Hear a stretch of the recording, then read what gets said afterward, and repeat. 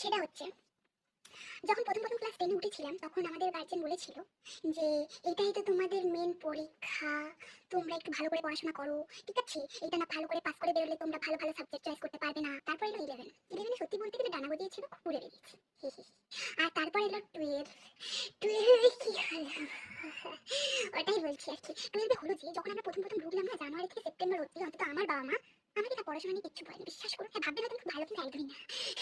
তারপর অক্টোবর মাসটা আসতে না আসতেই পুরো বাড়িতে না আমার ঘুমোতে যাচ্ছি বলছে পড়তে বস, স্নান করতে যাচ্ছি বলছে পড়তে বস, খেতে যাচ্ছি বলছে পড়তে বস, যাই করতে যাচ্ছি পড়তে বস। তারপর মানে ওনাদের মনে হয় 2 মাস আগে থেকে ওদের মনে আছে যে ওর পরীক্ষা আসছে। যাই হোক, আমার এখন যা অবস্থা, একে থিওরি এক্সাম আছে। এখন আমার স্কুলের বান্ধবীকে জিজ্ঞেস করছি ফোন করে আমার সিলেবাসে কি কি আছে। এর থেকে সুন্দর মুহূর্ত কি হতে পারে? কালকে আমার এক্সাম দিতে যাবো আর আজকে আমি জিজ্ঞেস করছি। মানে লজ্জা লাগে না আমার? লজ্জা লাগে না? লজ্জা বলে জিনিসটাই আমার মধ্যে নেই।